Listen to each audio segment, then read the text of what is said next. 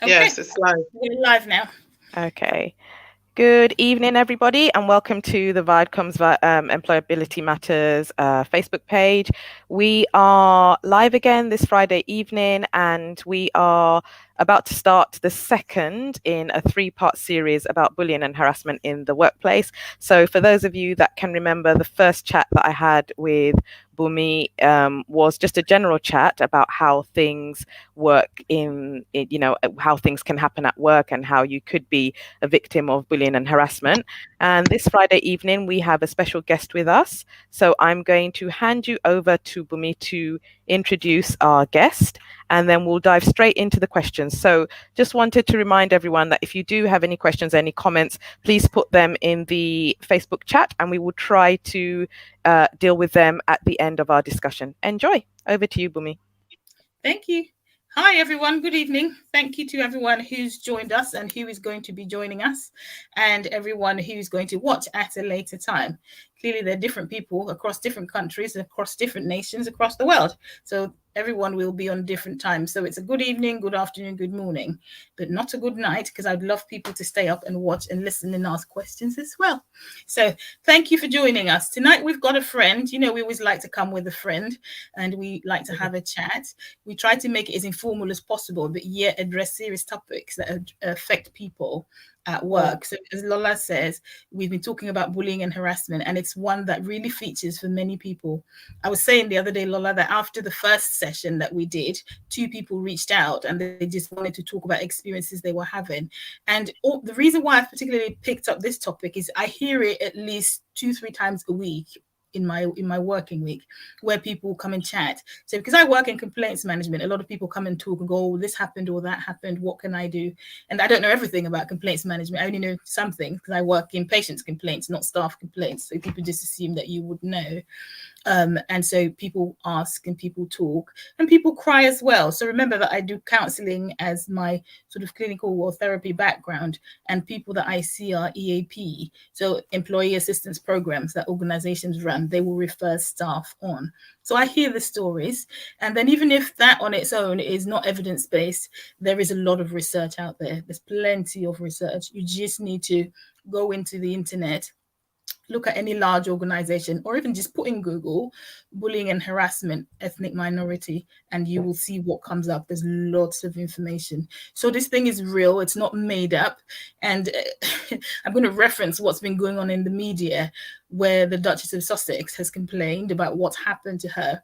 And when all of it came up, I knew exactly what the reaction was going to be. I knew exactly what the feeling would be for her. Benedict is nodding there. I knew exactly what the feeling would be, and I knew exactly what people will say, because that's what has always been the experience. I've seen it, I've experienced it myself years back. Fortunately, I work for a great employer now, so life's a lot much better. So the first thing is instant denial. The first thing is you're making it up. The first thing is you aren't a nice person. Actually, you become the person who apparently is the aggressive one. It's always it follows Black people. Aggression. That word aggression. It's never assertive. It's that you're aggressive. So those sorts of things are real for people, and therein lies the reason why we're doing this. I'm going to introduce our guest, our friend who's come to chat with us tonight. So we've got Benedicta with us this evening, and Benedicta, welcome.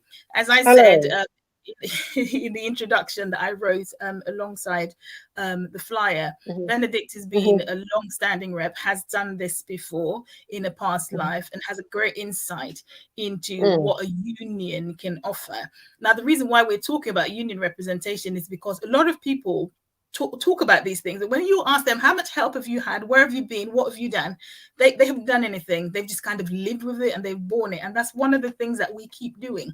We will just accept it. We will roll over. We will look for another job. We won't speak up soon enough.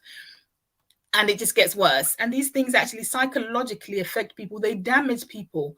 And the reason why we've got this platform is to talk about things that help us to thrive at work.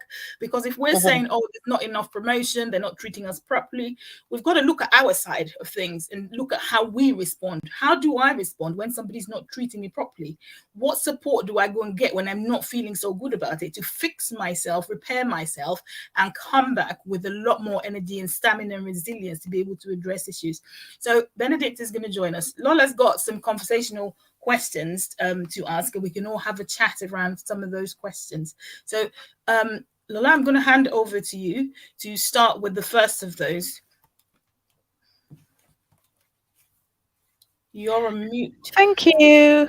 So I just wanted to say, from the first question is what actually is a union. But just before you answered that, I just wondered whether you could just give us a little bit of background about what you do and how you got into what you do and your experience. Thank you. It's what you've done. Oh, okay. So I work for a big organization. I'm not going to mention its name. I am a health visitor, practice teacher. I am a midwife, nurse, and currently I am a team lead. And in my experience, why I went into the union was that I realized, when we have those of us who are coming from out of this country into work in the country, I think what you don't understand is the mere fact that you are who you are speaks volumes automatically. You are, to a large extent, aggression. Okay? Whether you've spoken or not, first and foremost. And I am not creating a narrative. I'm just letting, if you're coming in here, this is what it looks like. Okay, so when you walk in, automatically you have that. So then I think what you're also looking at, I'm talking about those of us who have high-pitched voices, and if you're in Africa and those of us who grew in Africa, in Africa, it's like, if you're slim, it's like you don't eat well and all that kind of stuff. So if you're tall and big as us, automatically, when you come in, you are seen as a whole new concept. So just have that at the back of your mind. So what to do? I think what we have to understand is, when you join an organization, especially in Europe, or let me be specific, in England here, I think one of the things that you need to know is you need to understand the organizational values. I think that's where we fall short. You really have to understand the organizational values and the organizational cultures. You see, because if you don't understand that, then you won't know how to present yourself. All right? And if you don't know how to present yourself, that is when you come across as aggressive. That is when you come across as, because to you, this is your culture. In Africa, we are open. We allow us to express ourselves. You can speak anyhow. People, you meet your friends and you scream, "Oh, hi." It doesn't work like that in this environment. You have to know that you are working in a controlled environment. So your values, the organizational values, is what you are representing. Okay, so you need to know what the culture, the organization values are, first and foremost. And I think you need to find out from the organization you join whether there is staff side. So when I say staff side, it's a group of unions in the organization. So whatever specialty you are in, you need to find out if you have a union that represents that specialty. So when you go in and you join that particular union, first and foremost, you need to find out what are the bargaining rights that they have agreed on in tandem. So what I mean is, for example, do they agree on pay? Do they agree on sickness and absence? Because all these things are liaised with HR and management. Okay, so you need to know what the bargaining agreement in that particular organization is before you join. All right. And also you need to find out what support systems can they offer you when you join the organization. What support systems do they have? You have to be specific about it. I.e., you are looking at things like, okay, fine, if I go into an organization and let's say I'm not progressing, do you have a rest policy that you are aware of? So those are some of the things that you need to know. That is just the introduction of what I'm going to talk about today. So I think I'll go to your next question. So thank you for that. I think Bumi's having some technical difficulties, so she's popped out. I'm hoping that she'll pop back in again. So the next question that we wanted to ask is, how can a rep, like a union rep, help someone who maybe might be in trouble or need the support of the union? What is the union rep's role in actually supporting that person? So I think what a union rep's role is actually understanding. That's what I'm saying. We have agreements that is already sitting in place before we put them in the policies. So these agreements are normally agreed in another, let's say, in a concept where you have the government, the unions, and the let's say, for example, if you are working for let's say NHS, you have the Department of Health who come into who represent HR. So they come in and they sit down and they form these broad agreements. Okay. So when they form these broad agreements, this is what the agreements that they have formed is what is going to influence your local agreement. So your union rep should understand what are the agreements in the policy, because the agreements in one department may not necessarily one constituent, for example, one hospital or one community setting may be completely different from another one. So just because there are certain basic ones, like the rest policies are universal. You know, they are equality policies. There is nothing you can do about them. Yeah. Mm-hmm. The rest policies are. Sorry? Can you repeat yourself, please?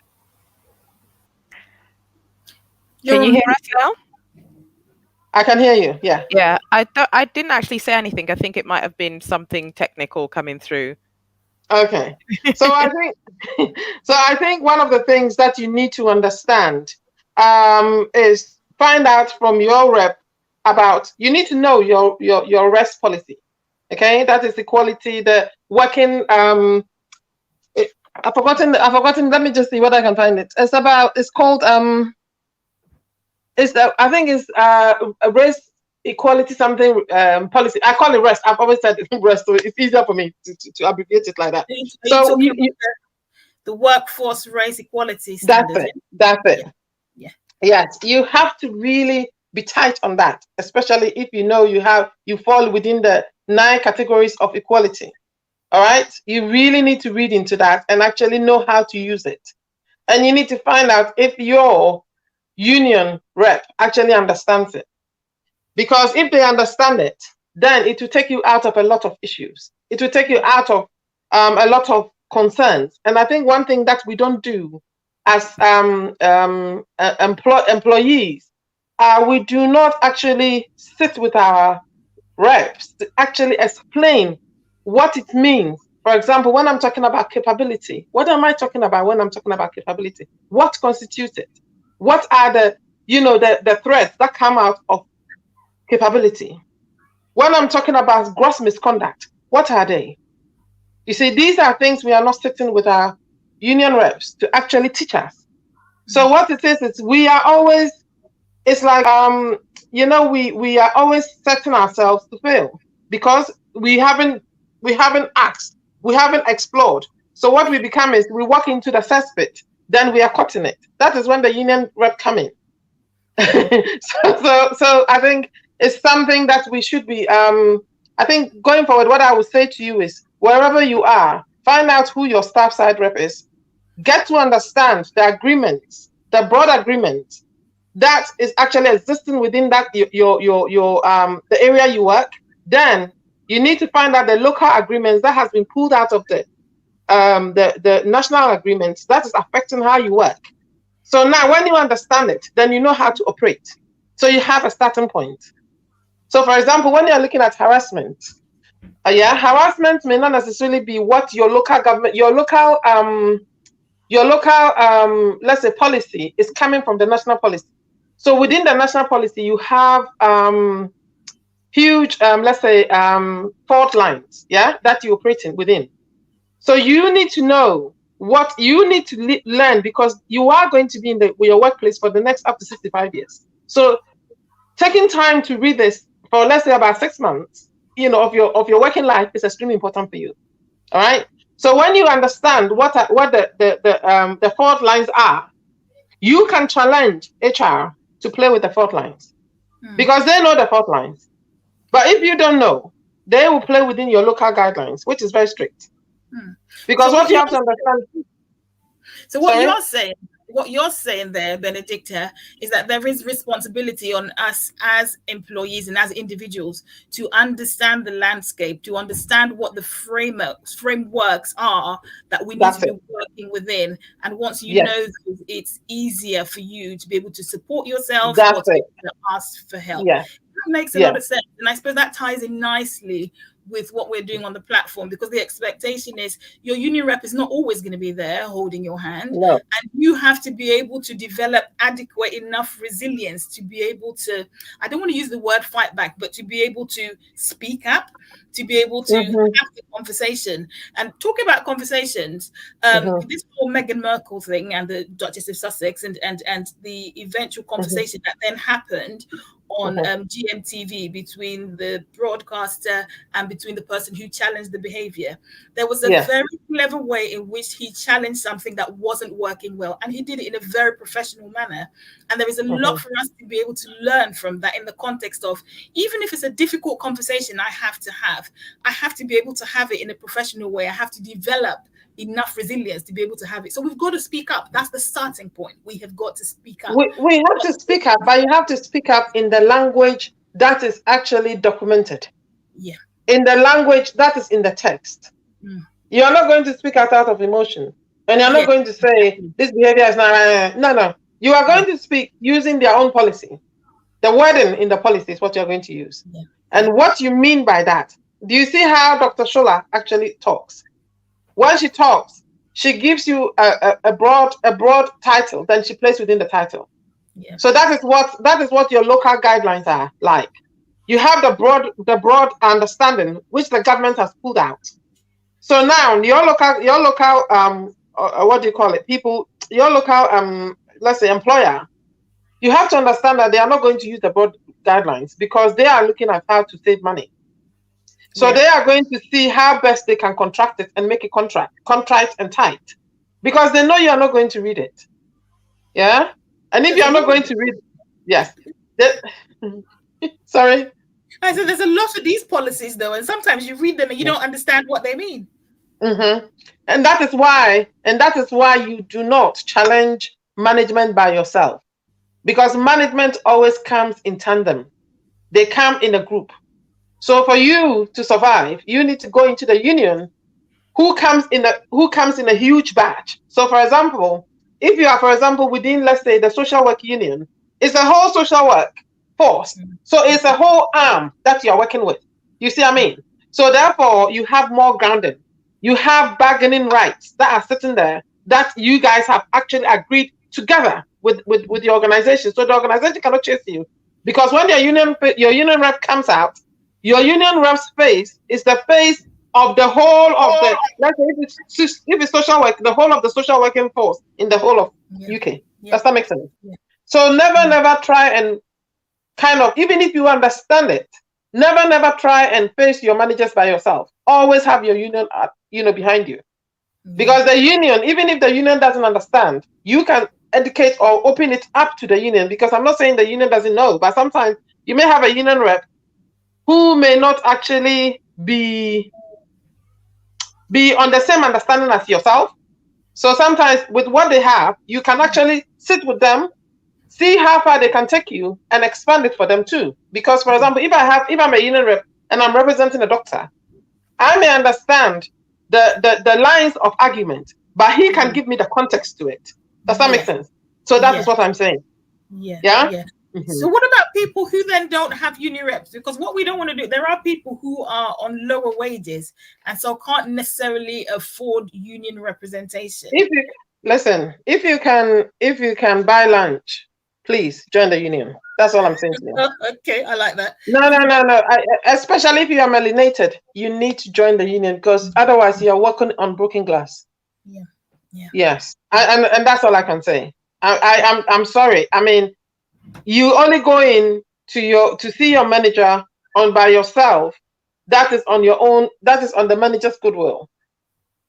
Like I told you, the manager doesn't come by herself. The manager is employed by the HR. Mhm. So every manager has got the backing of the HR because HR employs managers. So they'll protect their managers. Yeah. So actually, if you haven't got a union, you have two people against you. Okay. Okay. So what we now know very well is that it is advisable to always make sure you've got union representation, and it doesn't matter how much you're paid. It's good to be able to belong to a union. I suppose the thing I'm trying to emphasize there as well is that you need support dealing with these things. You can't just sit there and accept it and hope that if you attack it or you approach it, it would be okay. You need some degree of support. So we're going to go on to the next question. What was the next question? I have to apologize. So, I don't know what happened to my broadband. It just cut out completely. Sorry, I can hear you. Can you hear me now? Can you hear me now? So I was just looking down the questions, because I think actually the next question you've kind of answered. So I'm going to hop on to the next one, which is really when should one contact their union? So what sort of situations would you recommend as being the opportunity to contact their union? I think first and foremost, when the first inkling for you to start looking at calling your union is around when you're going into, like, for example, look at your sickness policy.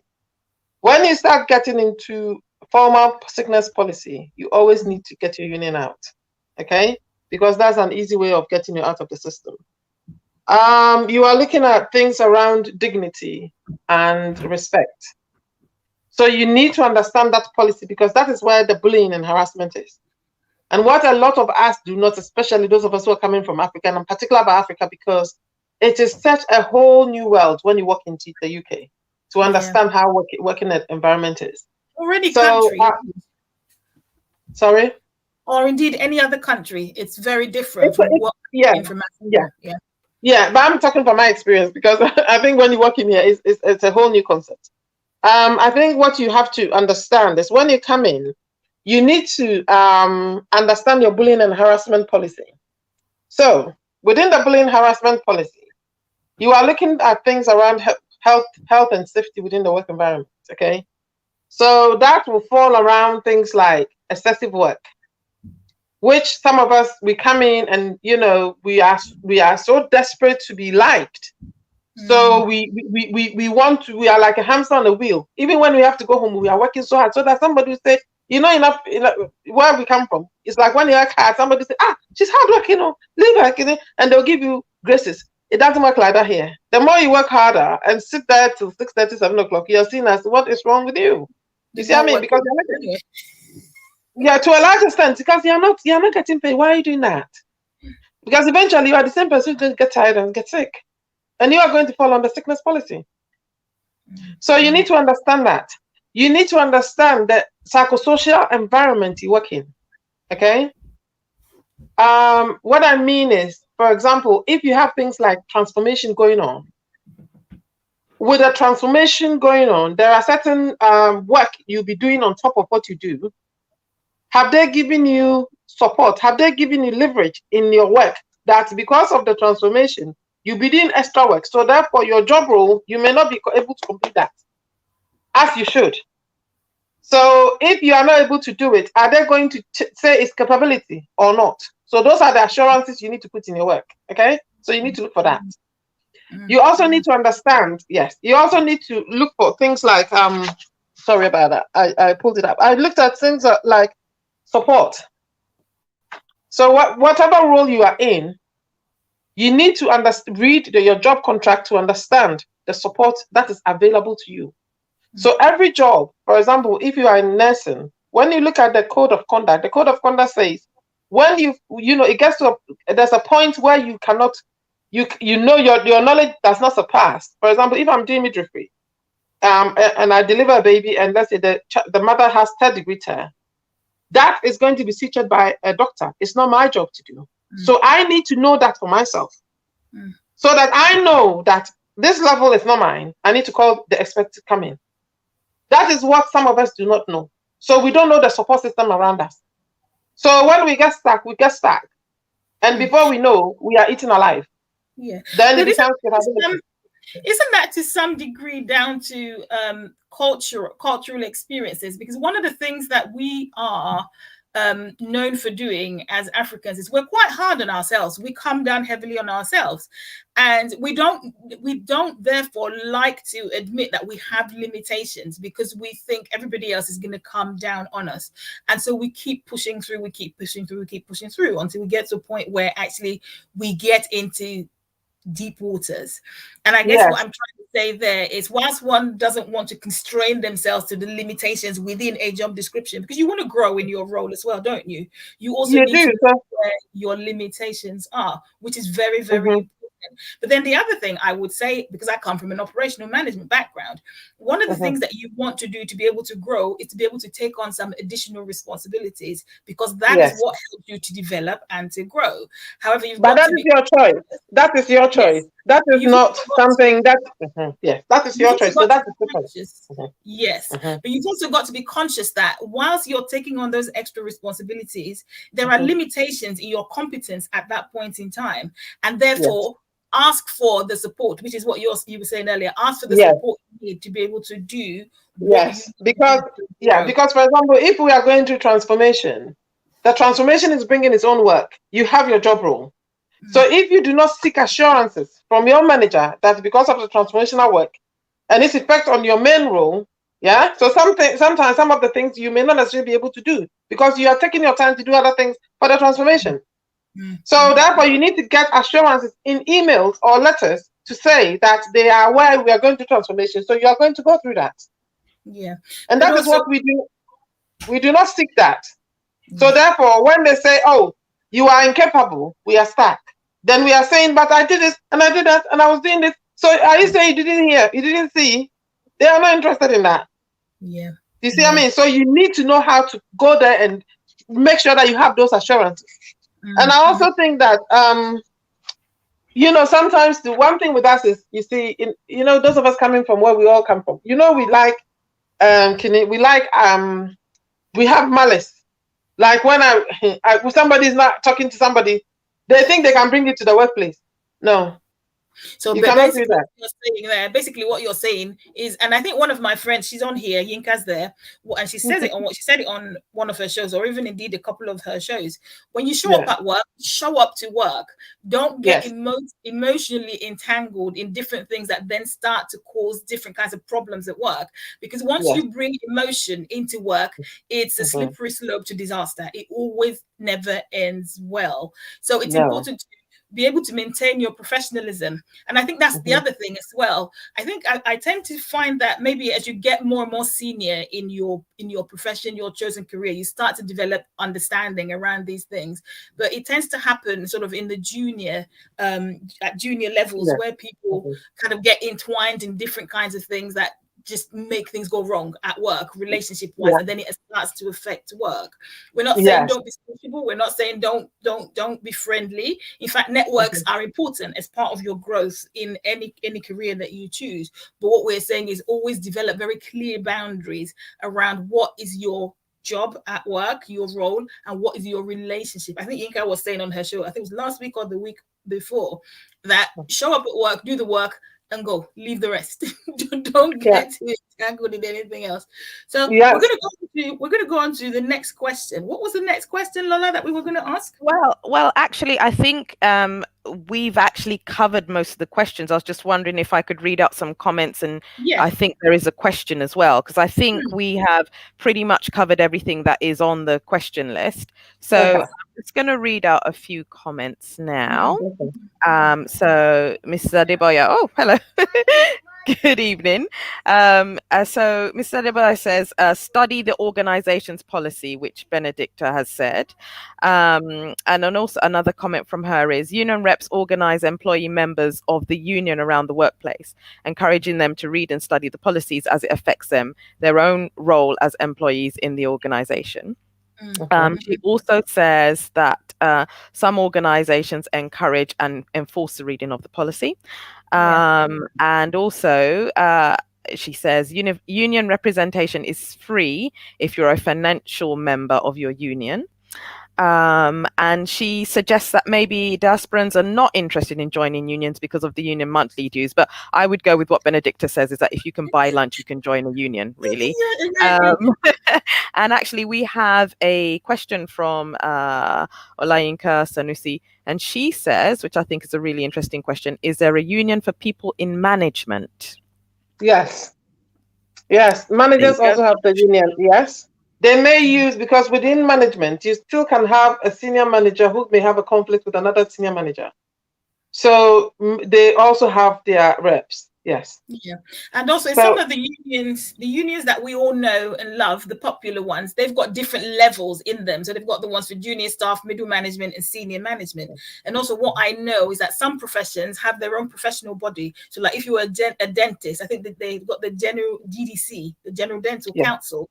And as part of your membership of that, you get union support, because you then get union, you get support, don't you? Yes, you get do. support.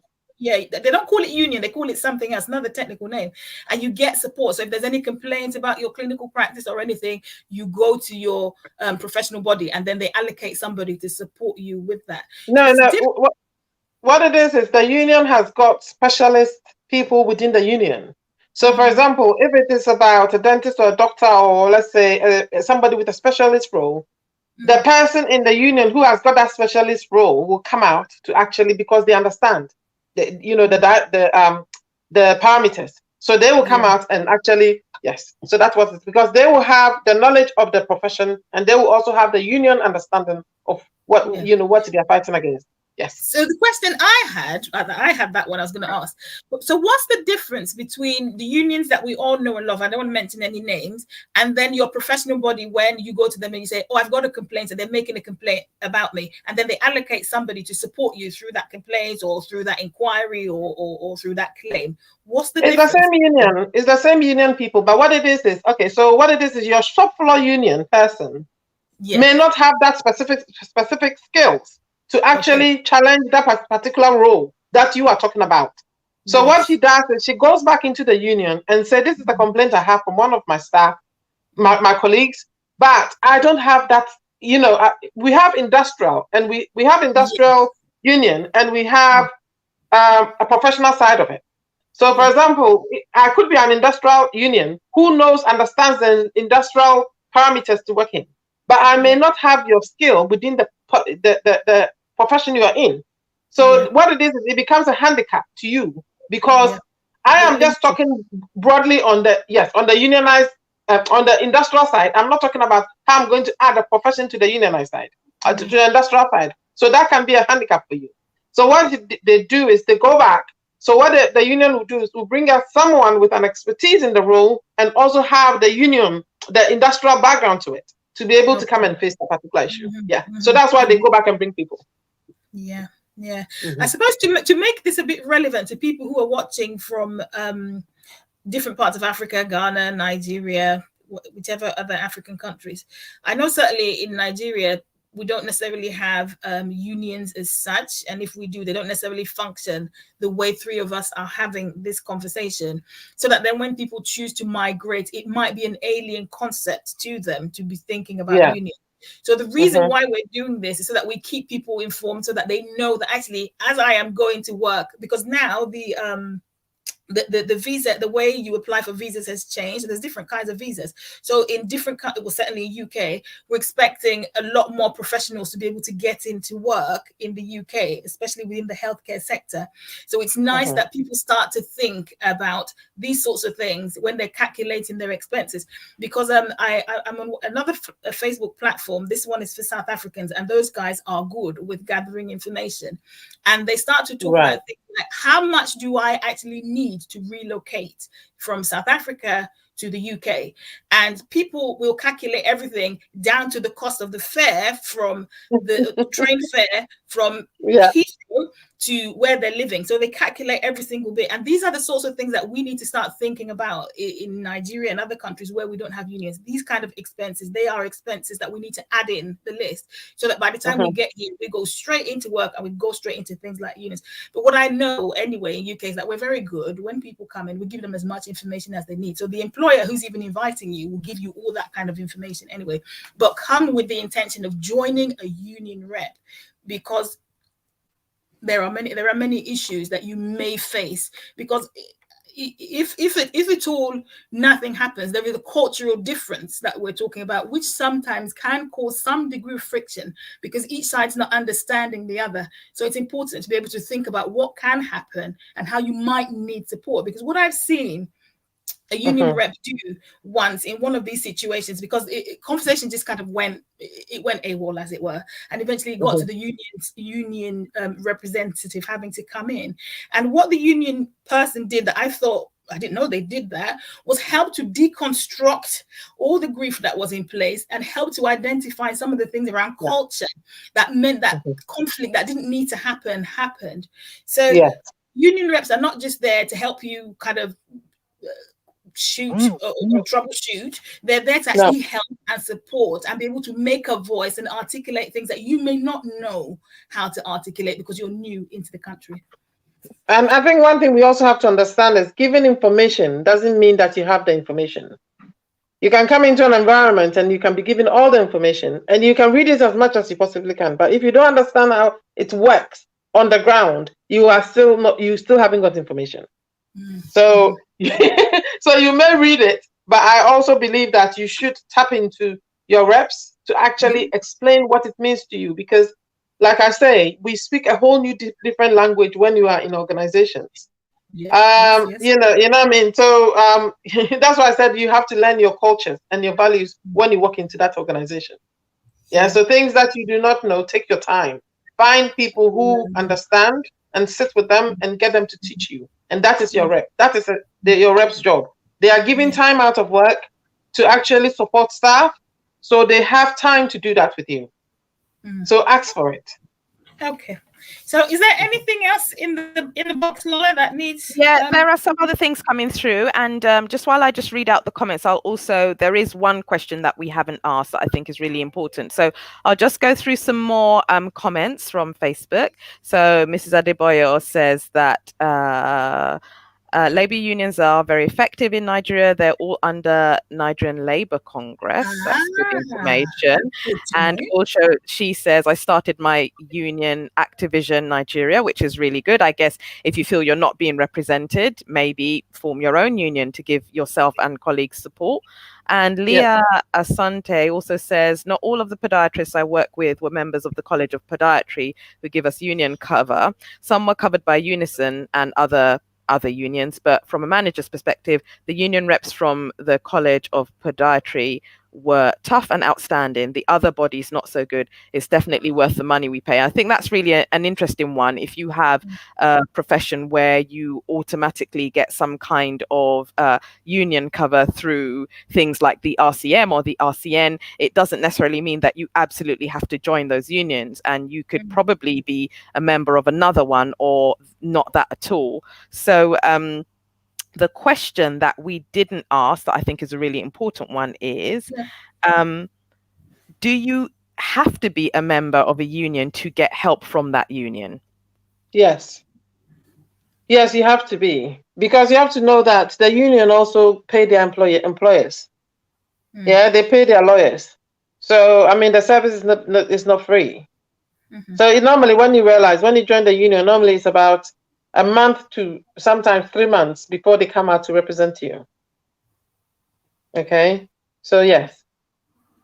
So basically what you're saying there, Benedicta, is I can't run into trouble today and then run to the union tomorrow and say, look, I had a problem yesterday, can you come and sort me out? You're not going to do that. It doesn't work like that, no. No. I can give you personal advice, but the union will not support you. Yeah. Okay. Well, I think from comments and questions, I think we've had all that has come in. I think I've read them all out. Something else has just popped in. Something else has just popped in from Yinka. Okay. Do you want me to read that? There's another comment that's just come from Yinka Sanusi, who says, a Nigerian experience when newly landed in the UK, Western countries, is just earning money. It takes a while to even know our rights most times. We are more concerned of being liked and found as we are told. So many get bullied in these processes. Yeah, and that's rather unfortunate. And also, another thing that I find that really affects us terribly is that we so much believe in this concept of anything that is not African is much better. And I say that, I've said that a couple of times on this show. People always think if it's fairer than me, then it's better. If it's not from Nigeria, it's not from Ghana, then it's better. If it doesn't look like me. So if you can't advocate for your own skin color, why are you going to expect somebody else to do it? Another topic we have on the show coming up soon is Black diasporans in leadership and the response of other Black people to you at work. And one of the things that I know for sure, and I have seen a lot of the time, is that we don't give one another enough credibility. We don't treat one another well enough to start with. So you can't then make a song and a dance about how other people treat you if you don't treat your own self. No, and that is so sad, and that is so sad. Because, when you watch what we do to each other in the workplace, we are the ones who open the floodgates for people to come in and attack us. Yeah. So, for example, when you have one representation who is able to move up, because they so much want to hold on to that position, they are prepared to poke anyone who does not toe the line. You see, and that is, that is sad, because when you do that as a Black person to a Black line manager or a Black whatever, they say you are insubordinate, you are rude, you are whatever. But when you are you have that happening, another race to another race, I'm just opening it up. What you normally find out is they are like, oh, she's assertive. What can we learn from her? It looks like she understands what she's saying. Do you see what I mean? That is what we are. I don't know whether it's something to do with how we are brought up. I don't know whether it's something to do with how we see our horizon, what our progress means to us. It just doesn't make sense. You see what I mean? Because for me. Yeah, go on. Sorry. Do you see what I mean? No, sorry. I'm just saying, because what you have to understand is we have people in the workplace who are normally very articulate and very intelligent, but they may be in the lower levels. So what can you learn from them? When you are open-minded, about who they are, and you start giving them things to do, you realize that they are the ones who are able to actually support you, because they are passionate about the work, they learn about the work, they want to show they know how to do the work. And what it is with this attitude of ours, where we are like, oh, who does she think she is? Does she think she's better than us and all that kind of? What it does is it squashes their self-confidence. And what do? They back down. However, you find another race may come in and they may use those girls to actually move up. That is the problem. Yeah. So essentially, some of the things that we need to address, and I'm not by any means suggesting that the victim is the perpetrator in all of this. I'm saying on our side of the fence, there is work yet to be done to address, to put us in a stronger position for addressing some of the things that we experience at work. If you show up at work at the right time, then nobody's likely to start picking you up and talk about performance. When you show up at the right time, you do the work and you go home. By no means am I suggesting that we don't. Every race, every creed potentially can show up to work late. But I'm saying, if you know that you tend to be subject of a certain kind of prosecution, don't give the opposing party the ammunition to take you out with. Sort out all those little foxes in your vineyard and just make sure they're all nice and tidy and they're no longer there. And then you're in a position to be able to ward off some of these things. Nevertheless, it doesn't take away from the fact that the number of Black and ethnic minority people who are disciplined at work are disproportionate to any other race. So there is work to be done on both sides of the fence, as it were. I think there's a bit more coming in. Lola, into the box again.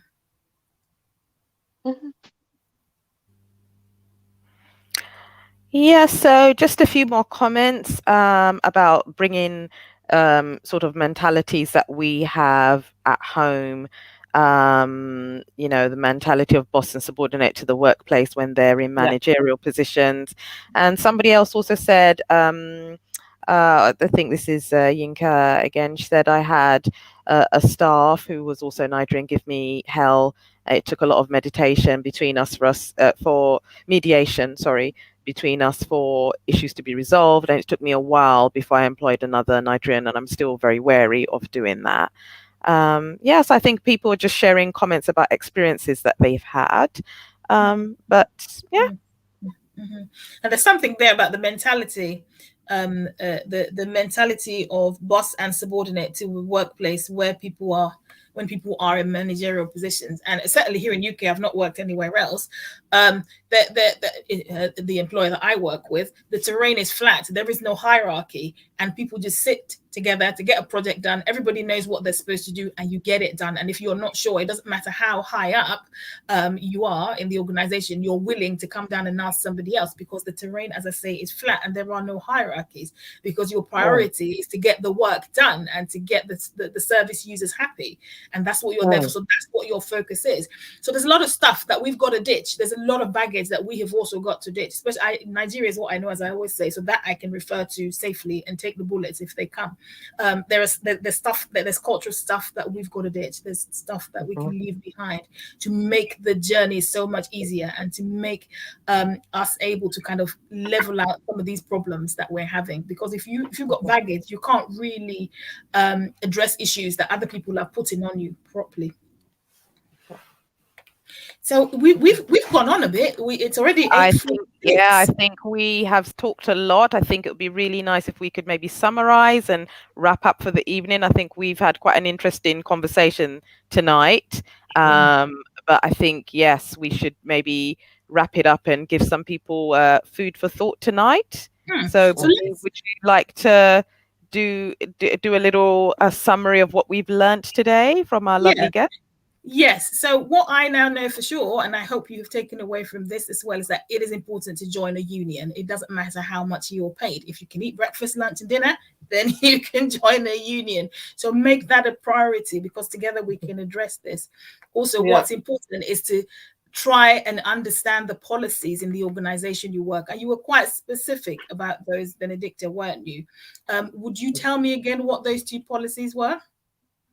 I think what you're looking at is you're looking at your the bullying and harassment policy. You should understand your sickness and management policy, and you need to understand your workplace. So you're looking at the health and safety policy that you have in the workplace. Because in some organizations there are hundreds of policies, but you're saying these specific ones, know them. So what if you are new into the country? Sorry, Lola, I know I'm asking a question. What if you're new into the country and you don't because some of these policies, when you read them, they don't read like English that we know. That's what I'm saying. So for the first thing for you to know is understand the organizational values. You know, the organization you work in, understand the culture and understand the values. So that will give you a starting point for you to start understanding. Look at the dignity and dignity and respect policy. That is the bullying harassment. You're looking at sickness and absence. That will give you an idea of your sickness and how to manage it, what to look out for. You are looking at the health and safety policy. So that will give you what you are, it defines what your role are. It gives you, it doesn't allow ambiguity to come into your role. So you are specific with what you're supposed to do. So if you go out of the role to do something which is not within your job role, you should alert your manager that this is not within my job role, but you're asking me to do that. So it can impinge on my work. So are you happy for me to do that? So you need to always, even if you put it in an email to them and they don't respond back, you have sent an email. Yes. So you cover yourself. So those are the baseline. So that's the baseline to operate from. But what I've also noticed in the box there from Ms. Adebayo is always think about the leave policy as well. The different kinds of leave policies, those matter as well. Your annual leave, your compassionate leave, your carers leave, the leave policies. So that is in the sickness. That is in the sickness and absence policy. Okay. So when you look in the sickness and absence policy, you have special leave policy, which is a part of the sickness and absence policy. So you should know that. So that will give you the specifics. So that will give you the entitlements that you're talking about. So i.e., the 5 days, for parental leave, you're looking at your maternity leave, antenatal contact, adoption leave, all those things are in that stuff. Yeah. So when you have the time, look at it. Yeah. There's a lot to know. So if anyone doesn't know those, there's some bedtime reading for you to get knowing, really. So Lola, is there anything you want to add in before we all say good night? No, I think you ladies have summed up very nicely. I think really the key to all of this really is that we all need to be informed, and we all need to be better informed. And like you say, in our culture, it doesn't come easily to us because it's not something that we grew up with. But, there is so much information out there, and we just need to be able to access it. Yes. Yeah. And I like the fact that because there's so much information, there are specific things that you've got to know. So just look out for those policies, get to understand them. If you don't understand them, get support from the union. But also one of the things I want to say that I found very useful is building a network, and in that network have very senior managers outside of the organization that you work, because they're willing to share information. It's no loss to them to share information with you, and it's no gain either. So build up your network. It's a topic we're going to discuss, building up your networks at work. Sounds good. Yeah. So thank you to everybody who has joined us tonight. It's been lovely. I'm really sorry that my Wi-Fi, it's never happened. It just went flat. I don't know what happened. And there I was outside there in the cold on my own. Thank you for your patience and staying with us while that happened. And thank you as well, Benedicta, for coming to join us. It's nice to have you. Lola, thank you as always. Lola, my friend for years. Thank you. Bye, Lola. And bye. Very nice to meet you. Thank you very much for your time. Thanks. Good night, everyone. That's okay. Bye-bye. Thanks. Bye.